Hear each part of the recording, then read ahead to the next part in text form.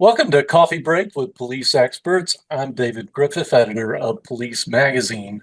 My guest today is Doug Kazensky, a retired training sergeant who served with the Northwest Agency and a senior engineer at Vector Solutions.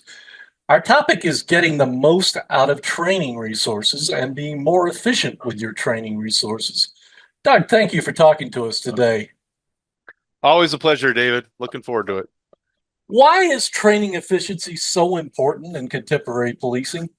Well, as you know, we have limited time, we have limited resources, and often we have more things that we need to train or we would like to train or we're trying to improve within our departments, within our agencies, and we don't always have the most time to do that. So if we were able to come up with a way to improve the effectiveness, to improve the efficiency of the training we are delivering, then that gets us that much further ahead within the same constraints of time and money and resources that we normally have.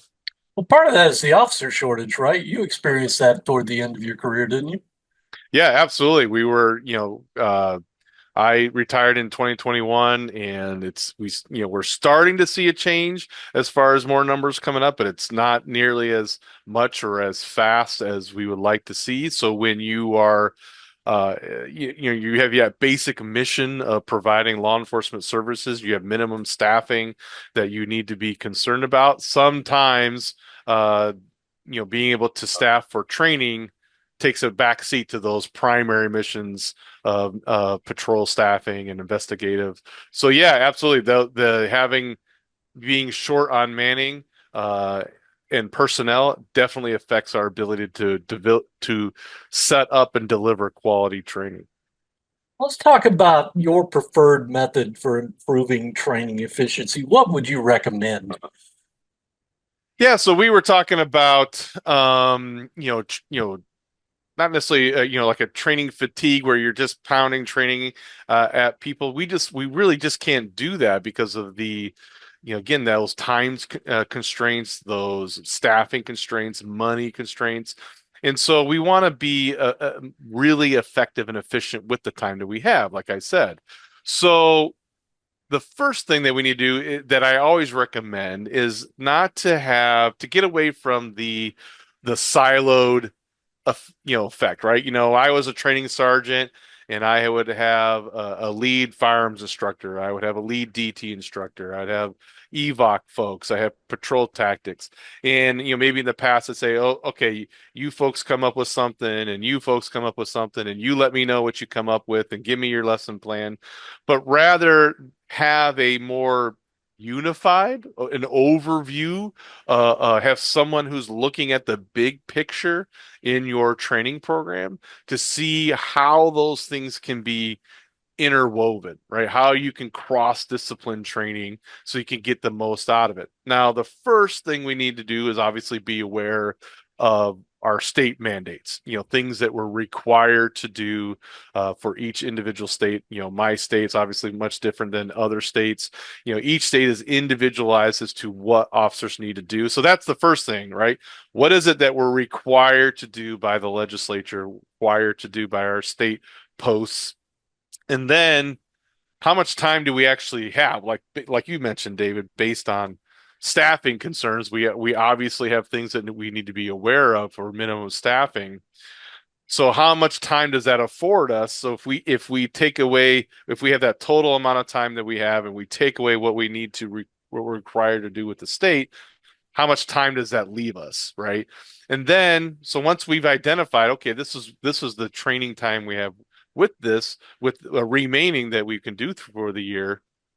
What else? What can we train on this, right? And so I think the important thing is at that point is identifying trends in your department. Maybe you use your technology to identify training needs, for your use of force, for pursuits, for complaints. Maybe things are within law, they're within policy, but we've identified training needs, and now we can take those and develop a training plan, right? So that's the sort of the first few steps that I always look at. But then we were talking, David, before about those, even with those state mandates, maybe your state training requires you to do a use of force training as well as like a legal update, some kind of legislative update.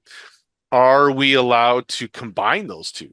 Right? Are we allowed to do where we're going to do some use of force, but we're going to discuss the legislative updates related to use of force, and then we're going to do some scenario based training to make that stick, to make those those training, those legislative items stick. So those are often areas where to look at, can we combine those areas? Can we combine training? Does the state allow us to do that? Do they have some mandates as to how how that training is delivered? And then work around that, or as far as additional training in time that we have. Well, what kinds of training are best suited to be combined into one session or maybe even one scenario? It's the skills training, right? We have different, different modalities how training is delivered. Obviously, online training is one way, and it has its place to be able to supplement.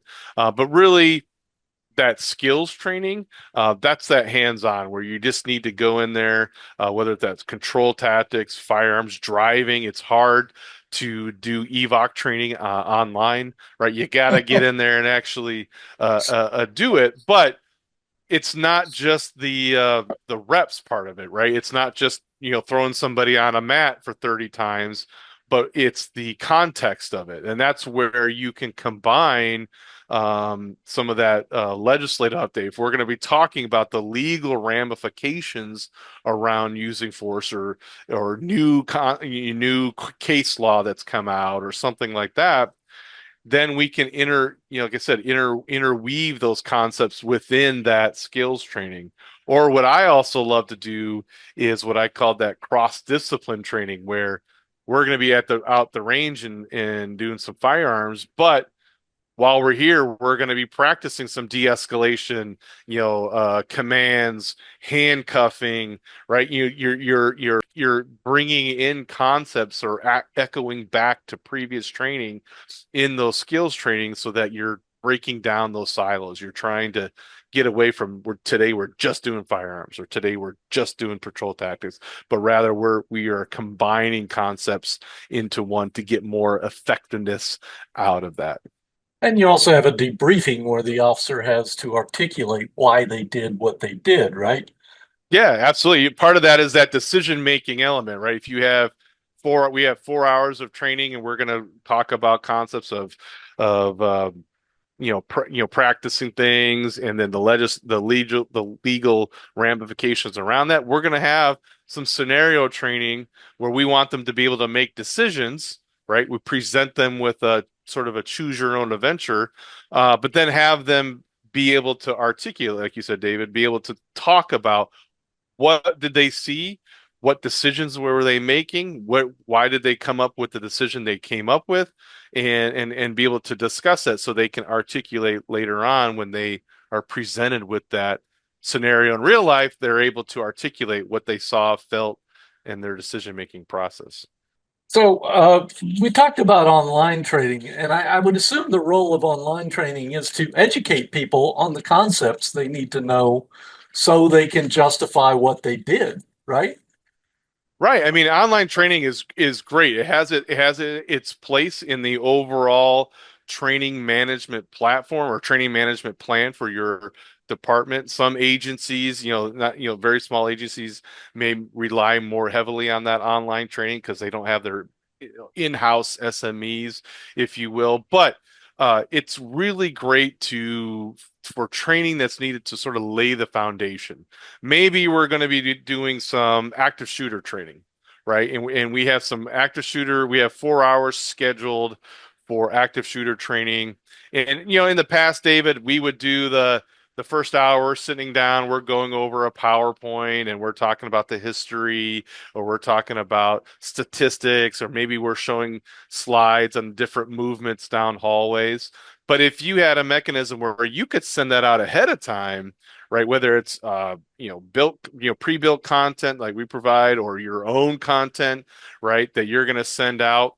Now that online training is there to lay the foundation for that practical training. Maybe you're going to talk about the legal discussions around active shooter or active response, and then now once you've done that, now when it's actually time for that practical training, that block training, that in-service training, you've already done all that other stuff. So now you're maximizing your practical training time. You've already done the preload work, you've already done all that pre-work. And now you just get up there, get your UTM or your airsoft or whatever it is you're using, do your safety checks, and you're doing the practical stuff. So that's how you can use online training and online training platforms to push out sort of preload work to then make your practical training more effective. The practical training time is more effective. I would think that younger officers are less tolerant of classroom time, like 4 hours in a classroom, watching a PowerPoint, having a guy lecture to you than our veteran officers. Is that true? I think everyone's just a little bit different. We all have our I'd hate to speak in generalities as far as Okay. generation, but I think we all have our uh, preferred ways of training. I would certainly say that younger folks are more welcoming of technology or maybe more accepting of technology. But and there's a trade-off, so we don't want to online train our folks to death, right? They have we don't want to, okay, I want you guys to do these 15 courses in the next 6 months. That's not an effective use of training time as well, because they're going to get fatigued, they're going to get tired, they're going to get tired of sitting down doing online courses. But also there's a trade-off, right? If we're, the more that we sign up these folks for these online courses and we're demanding more and more training out of them, you have to understand that you're taking away that time from proactive policing or directive patrols or whatever it is that you want them to also do. There's a trade-off. Again, online training has its place, right? It has it can really be an amazing tool to supplement your current process and your current programs, like what we were talking about with the preload stuff, or like a SOP updates or something like that, right? So it certainly has its place, but we were talking about how you can quickly burn out on online training as well, and there's a trade-off. So you got to find that balance between delivering online content and being able to still do the job that you were hired to do with patrol staffing and things like that, responding to calls for service. Great. Well, thank you, Doug. I really appreciate you talking to us today. Like I said, always a pleasure, David, to sit down and chat with you. This video has been sponsored by Trigicon. Trigicon, you know the names, the ACOG, the RMR, the MRO. These are just a few of Trigicon's innovative products, always designed to be as durable and reliable as the heroes who carry them.